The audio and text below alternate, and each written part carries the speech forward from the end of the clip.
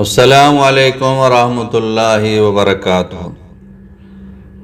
رمضان المبارک میں انتقال کرنے والے سے عذاب قبر کا اٹھایا جانا۔ سوال ہے، احادیث میں آیا ہے کہ رمضان المبارک میں جہنم کے دروازے بند کر دیے جاتے ہیں۔ اب اگر کوئی گناہگار اس مہینے میں مر جاتا ہے تو اس کے ساتھ اللہ تبارک و تعالیٰ کیا معاملہ فرمائے گا؟ قرآن حدیث کی روشنی میں مسئلے کی وضاحت کر دیجیے۔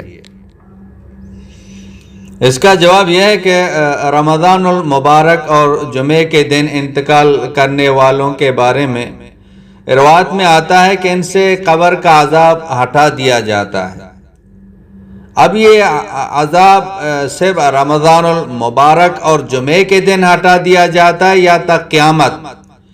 تو اس کے بارے میں بعض علماء فرماتے ہیں کہ صرف ماہ رمضان اور جمعے کے دن یہ عذاب اٹھایا جاتا ہے، اور بعض فرماتے ہیں تک قیامت ان سے قبر کا عذاب ہٹا دیا جاتا ہے اور یہ قبر میں راحت اور آرام کے ساتھ رہتے ہیں۔ زیادہ راجح یہی معلوم ہوتا ہے کہ مسلمانوں کے حق میں یہ حکم عمومی ہے۔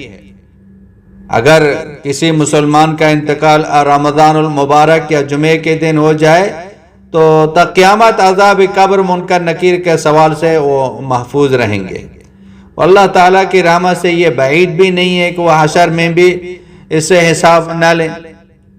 اور جیسا کہ حکیم الامت حضرت مولانا اشرف علی تھانوی رحمۃ اللہ علیہ کے ملفوظات میں بھی ہے، فرمایا کہ رمضان میں اگر انتقال ہو تو ایک قول یہ ہے کہ قیامت کے دن حساب بھی نہیں ہوتا ہے، اور یہی دل میں بھی یہ زیادہ لگتا ہے کہ انا عند ظن عبدی بھی، جیسا گمان کریں گے اللہ پاک ایسے ہی معاملہ فرمائیں گے۔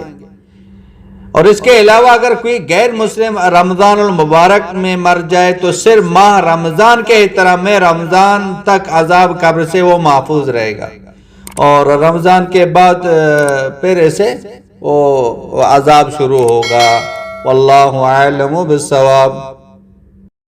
مولانا عبدالحکیم اسحاق کے بیانات کے لیے حکیم اسحاق آفیشل کو سبسکرائب کریں۔